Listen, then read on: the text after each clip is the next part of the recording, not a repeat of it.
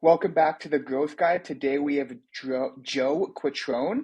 Joe was discovered by Gary Vee in 2013, and then in 2014 he took a job working under him. In a period of about 2.5 years, Joe built a team of 100 people that was producing nearly 20 million in revenue annually. Joe left Vayner earlier this year so he could launch brands in the cannabis space and bring his knowledge of content marketing and social media to small businesses as a fractional CMO. Thank you, Joe, for joining us today. Thank you, Keegan. Glad to be here. So the first thing I want to ask, what is Gary Vee like in real life? He's pretty much just like you see online, with a few exceptions. I had I had the luxury of getting to know him quite a bit before he got mega famous. So he was still famous. He had been writing books back in 2013, 2014 when I met him, but he still hadn't had his first million followers on Instagram at that point. Actually, I was with him when he crossed over 1 million. We were at a business meeting down in New Jersey somewhere. We were at Campbell's Soup headquarters when he crossed over 1 million Instagram followers. So, yeah, I mean, he's a great dude. He's family oriented, loves the Jets. He's built his company to be very family oriented, and all the people kind of feel like, like part of the family. I don't know. It's kind of weird. A lot of people called VaynerMedia a cult, but I'd say it's less of a cult, and it's more just, Gary's one of the smartest minds there is when it comes to social media. So we all kind of, come from his philosophical tree, and we believe the same things he believes, but I wouldn't necessarily call us a cult. Fair enough. So it seems kind of like he's super authentic in social media. It's not like he's playing a personality or he's acting or anything along those lines. No, I think he talks like a million miles an hour. So I don't think, like, a lot of people get tripped up because they like to kind of compare things that he said throughout the years and call him a hypocrite or contradict some things. And I don't think it's necessarily like that. I think he likes to draw comparison and analogies to a lot of things, and that's the way he story tells. So he's going to, whatever he's feeling in the moment, he's going to say, and sometimes it's contradictory to things he said in the past, but more often than not, he's right about a lot of things. So, just, you can sit around and pick him apart all you want, but I've met far too many people that listen to what he has to say and have gotten rich because of his advice. So I try not to really, pick him apart too much. Fair enough. So transitioning to you, what made you want to pursue a career in social media to begin with? I didn't know that it was even a thing. So it was an interesting story. I got out of grad school when I was 29. I was a little bit older when I went to college in the first place. I took 3 years off after high school before I went to college because I had no idea what I wanted to do. Once I figured out I wanted to be in marketing, I kind of like shot through the system, graduated from undergrad in a couple of years, took a job as a salesperson just to get some experience after college. And then I went back to grad school and finished in 2 years. And, when I got out in 2008, bad economy, like the housing market crashed. It was probably the worst time I could ever be leaving college and taking a job. So I wound up taking a job for next to nothing money-wise. I had to move back in with my parents. It was in the outskirts of DC. But it was a really cool job. It was at Audi of America, and the agency that I had worked with was called Venables Bell and Partners. And in the automotive industry back in those days, and even still to this day, they typically will hire a young account executive like myself and staff them on the client's grounds, if you will. Okay. So that was me. But because I kind of look younger than I actually am. I'm 44 years old right now, but most people think I'm not that old. Imagine me at 29. Most people thought I was like 23. So Scott Keogh was the CMO at the time. He pulled me into his office.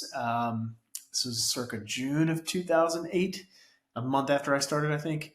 And he threw an article down on his desk. It was a New York Times article that was talking about Barack Obama. And the assumption in the business community back in those days was that Obama was going to win the presidency. And Scott's kind of probe to me was, if this guy is going to become leader of the free world using Facebook groups, I wonder if we can sell cars. And And so that was his challenge to me. And, he wanted me to start a little bit of a research effort. And I did that. I worked after hours for free. And I wasn't allowed to tell my agency because he didn't want to pay them. So I worked from like 7 p.m. to like 1 a.m. After hours. I was doing long distance with my girlfriend at the time, so it didn't really matter. I was like way invested in my job. And after a while, he liked some of the reports I was bringing back to him. He liked kind of some of the insights I was coming up with. And he was like, let's build a plan and let's go take it to the Germans because I'm not giving you any money. And so I built a plan and we took it to the Germans backstage at the New York Auto Show in 2009. And they approved it and they funded our startup. So we had some seed money to start a social media practice. And that meant part of my plan was hiring an agency, hiring some internal staff to manage it all. And I wound up becoming one of the first account directors on the business. I got shipped up to New York and I started working for the agency we hired. And then I ran Audi from there for a while. So I never really intended to get into it. I just happened to kind of luck into it, I guess. I was in the right place at the right time. That's definitely a story. I'm a huge car guy, so you working for Audi, especially in that role, I think that's super cool. That's one of my dream clients is like a big automotive manufacturer. So Well, you got to get in there soon because they're not going to be making cars for much longer. They'll be making no. trains and buildings and all kinds of. So can you talk about a campaign that the audience would recognize that you've ran in the past? Sure. I've worked on like 8 Super Bowl campaigns. I've worked on, let me see. Is your audience skew young? I'm trying to think about how old my stuff might be to them. Well, in 26, what's that? Sorry, we're like kind of like 18 to like 35, 36 age Gotcha. range. I'd say one of the cooler stories is in my Vayner years. 2016, the Chicago Cubs won the World Series. And it was the first time they won the World Series in like 100 years. And it was like a big deal. And Harry Carey was their old announcer, the guy, he was like the famous sportscaster for the Chicago Cubs. But what a lot of people don't know is back in the 80s and 90s when he was calling games for the Cubs, he was also officially endorsed by Budweiser, which was one of my clients. And so Budweiser clients came to us a couple weeks before the World Series, and they wanted to, like, if the Cubs were going to win, they wanted to be the brand that had the best campaign, and they wanted to commemorate it, with some sort of a viral video or something like that. So my team came up with this amazing idea, and we pulled it off in record time. So the idea was to go into the official archives of Cubs games and pull the audio tracks of Harry Carey calling all kinds of different games from the 80s and 90s, and essentially lay that over top of the last out of the World Series as a voiceover. And the name, basically the premise was Harry Carey calls the last out of the World Series, to give that as a gift to Cubs fans.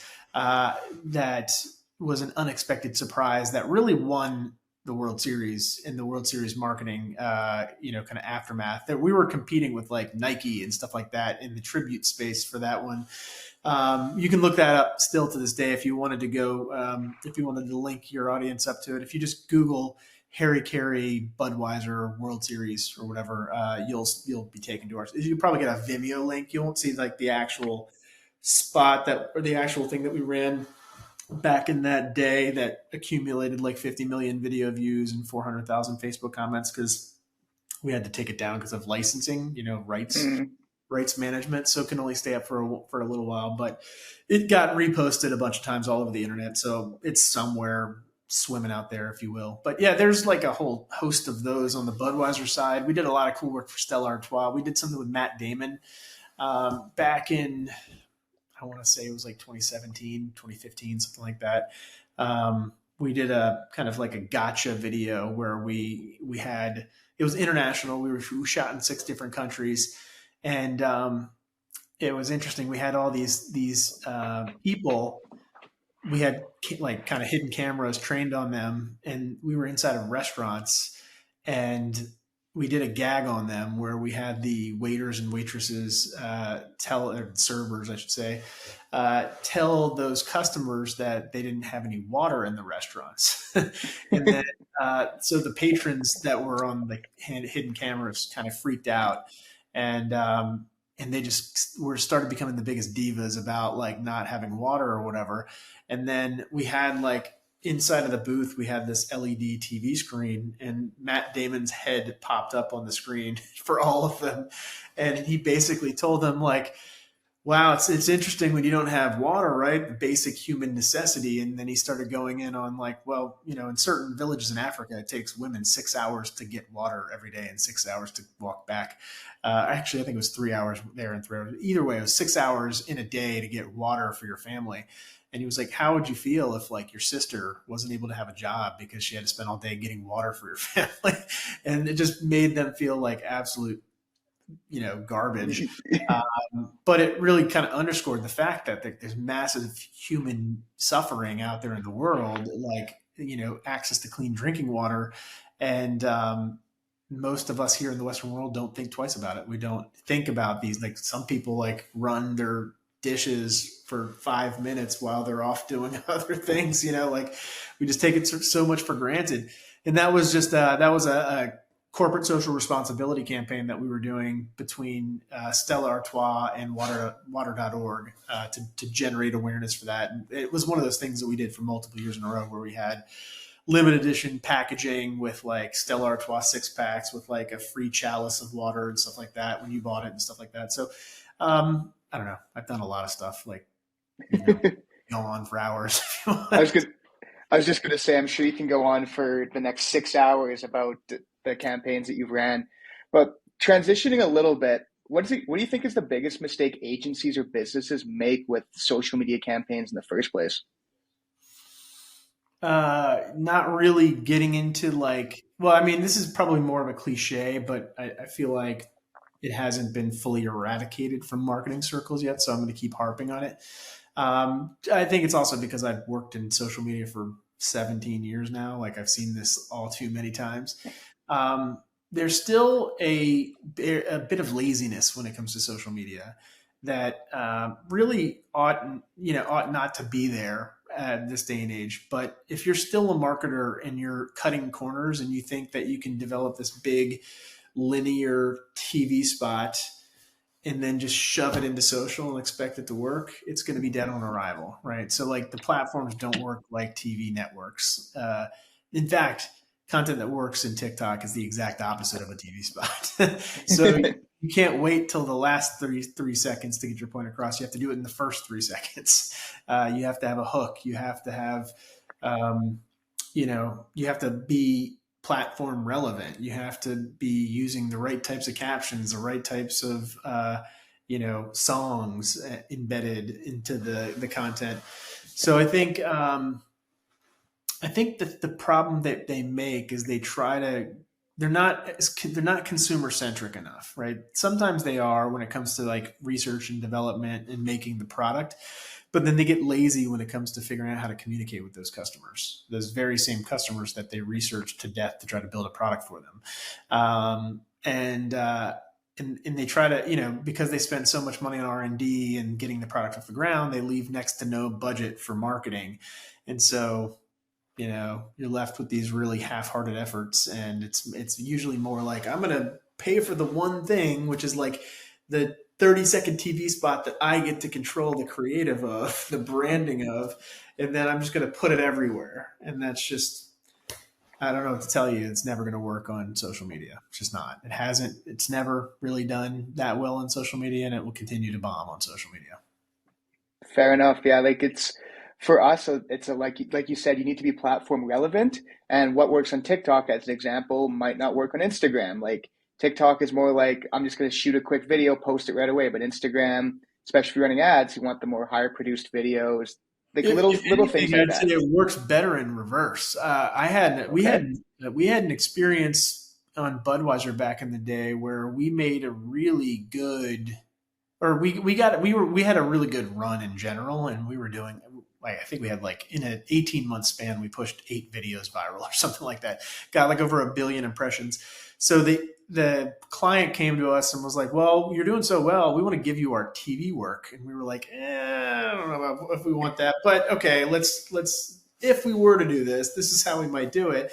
And so, it was really interesting. They needed a 30-second spot, and it needed to be very focused on the breweries, because at the time, a lot of people in the country were saying that Budweiser wasn't really American. It was owned by, a Belgian, Brazilian multinational, which is not untrue. But we do, I say we, I haven't worked on the brand over 6 years. But our argument was, yeah, we're owned by a multinational corporation, but there's 12 breweries here in the United States, and that's where we brew beer, and it's American workers, and it's American water that's going into the process, and American ingredients. And, even though our bank account is in a different country, like, you're still drinking American beer, right? So the funny thing is we had a Instagram post that back then, I think it was before Reels even existed. I think it was IGTV or something like that. We had a post that was like a 6-second GIF on Instagram. Essentially, that was just a bunch of supercuts that showed all of our different breweries, and it had a caption under it or whatever, proudly brewed in America, or whatever. So we took that 6-second GIF and we slowed it down to be 15 seconds, which was enough of a length to go into a TV spot. And we just took the GIF and we threw it into TV for like, I don't know, 13-week cycle or something like that. It crushed. It did awesome from a TV metric standpoint. And that's because, in that type of a medium, right, in television, we didn't have to overthink things. People aren't really looking at the TV when they're consuming TV ads. They're subliminally consuming the content, right? So what are the things that you need to get right? You need to get the music really right. Like that would be a similarity with like a TikTok, but in a different way. It's got to be audible enough where you can hear it across a room. You've got to have something that is upbeat. So like a nice rock and roll track typically works pretty well. And then you've got to use voiceover effectively. So you can't just like not say stuff. You can't not tell the customer what you want them to take from this actual TV spot. Because if their heads are buried in an iPhone and they can only hear your spot, your job in that moment is to brainwash them, right? So the things that need to come across are rock track, Budweiser, proudly brewed in America, right? So and then you just drill that, right? The way that it gets bored into your head is by having like a 43 frequency in 2 weeks, right? You want to be every commercial break for like a bunch of different TV shows, and following that consumer around the TV dials. And if you hit that message enough, eventually it'll just get bored into their head that Budweiser's brewed in America, right? Like but you don't need to tell a story that's like, an Academy Award winning story. You don't have to tell $1 million production story in that. We literally took a GIF from Instagram and threw it on TV and it worked. Okay, that's interesting. I think I remember seeing that. Obviously, I'm Canadian, but like there's a lot of stuff like the brewery stuff. I can think of a handful of things when I was younger. It would show up on TV here. I launched a product in Canada actually. So I love the Great White North. I was at one point in my career I worked on Tim Hortons a bit, so I would get but in my Budweiser days, there's a product now that you might be more familiar with called Budweiser Zero. Yep. But back in those days when I was working on it, we launched that product in Canada and in the UK, and its name was Budweiser Prohibition Brew. Yep. That was the test market beer. The front runner, the forerunner to Budweiser Zero was Budweiser Prohibition Brew, and Canada was a test market for us. Okay. So going back to you and kind of what you're doing currently, why did you go into the cannabis space? A lot of different reasons. Well, I stopped drinking like 6 years ago, and not because I was an alcoholic or anything, although it was more of a cultural thing. I was working on massive beer portfolios, and beer was at my fingertips whenever I wanted it. I just had young kids, didn't want to be drunk, didn't want to be hungover around them. My doctor told me that I should knock it off with the booze because it's not good for you. And so eventually I was just like, all right, this is, they're probably right. Like I should probably not drink anymore. And I didn't like being drunk or hungover. So I took the plunge and I got sober.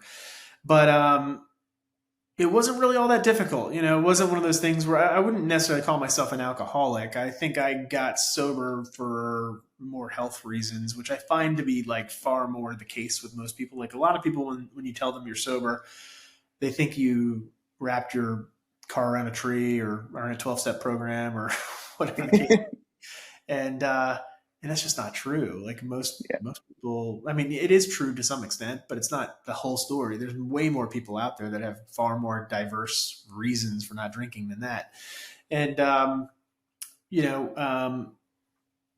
a couple years into my sobriety, I linked up with one of my high school friends. He was another guy that had a nice high-end career in marketing and was working all over the country and stuff like that.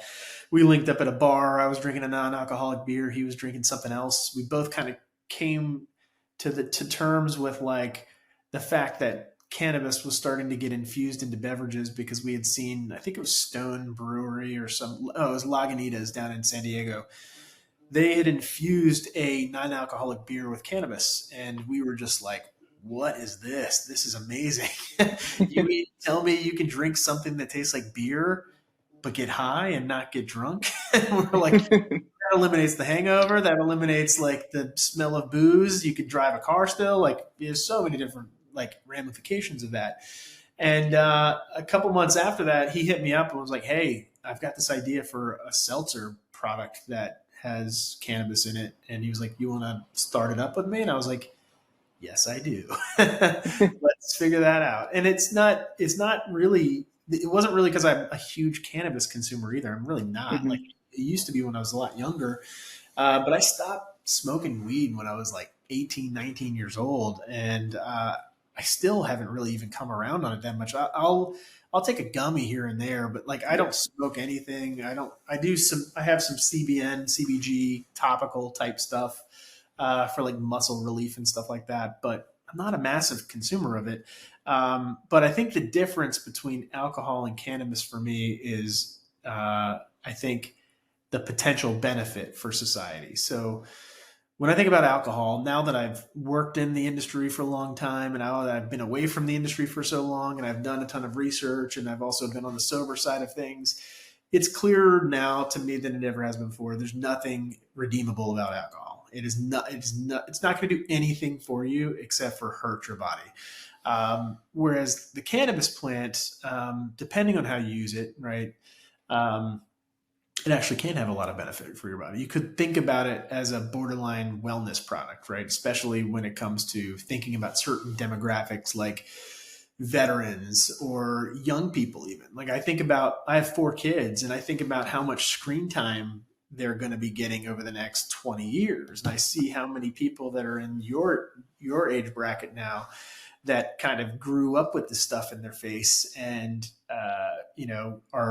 they're on more antidepressants, they're on more SSRIs, they're on more ADHD medicine, OCD medicine than any generation previously. It's not their fault, obviously, like they grew up with a different type of technology at their fingertips. But when I think about that, I'm like, I also have a very healthy skepticism for government in general, as well as big medicine and big pharma.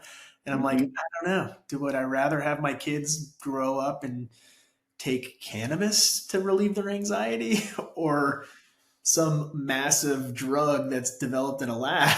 Like, I don't know.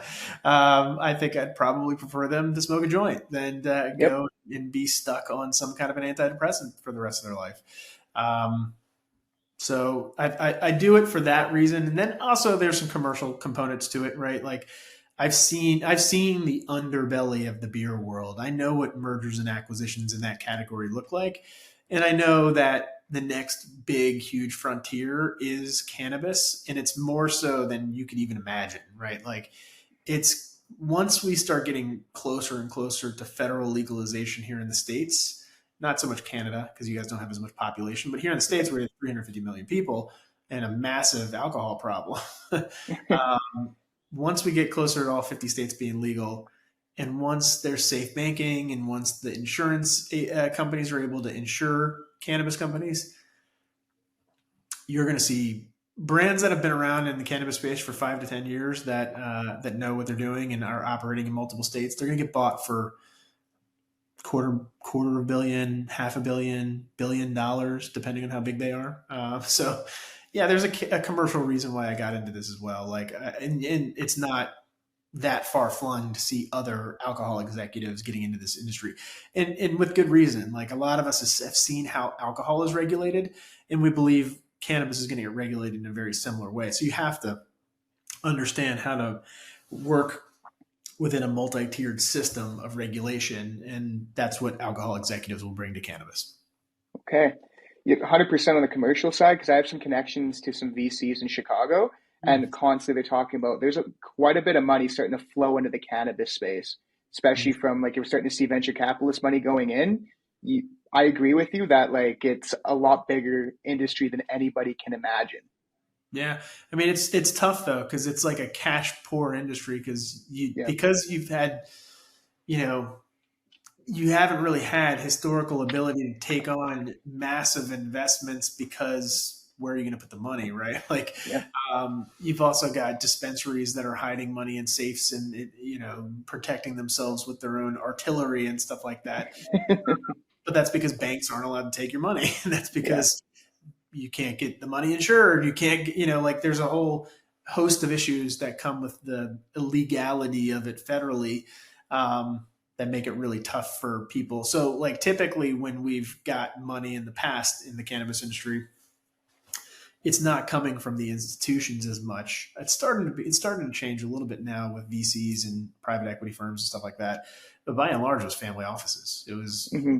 wealthy families writing checks into these things, and then then it's just doing the money game, keeping little sums of money all over the place. So, a couple last questions. First, I want to know what's the craziest thing that you've done or seen in your career, because you were going on, and I want to learn a little bit more. But what's the craziest thing that you've seen or done? Craziest thing I've seen or done. Define, what do you mean by crazy? Because I could take this in a number of different ways. Like Let's go, like, kind of mind blowing. mind blowing. Okay. I don't know how, like, interesting this will be to your audience, but so I've worked on like 8 or 9 Super Bowl spots, right?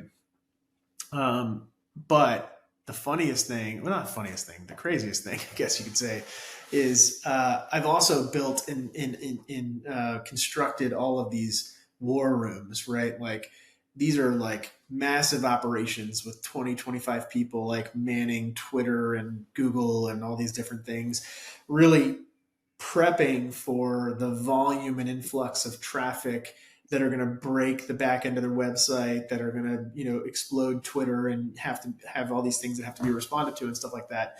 But I actually had videos. I don't know what happened. This is like back on my like iPhone 3 or something like that. So I don't know where this content is nowadays, but I do remember a couple Super Bowls where I would go into the war room, and when our spot would air, I would take video of our TweetDeck instances and tweets. Once our commercial went, we had a hashtag on the back of it. And so this is good information for your audience. My team on Audi was actually we were the first brand to ever do a Twitter hashtag at the end of a Super Bowl spot, like as a CTA.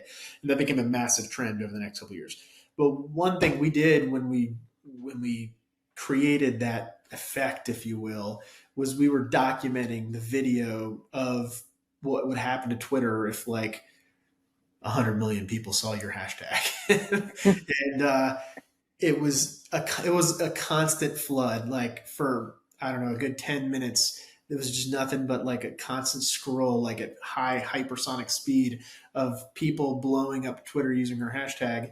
And I think at the end of the day, like after 24 hours, we got almost like 30 million people, like 30 million, not 30 million unique people, but 30 million usages of that hashtag.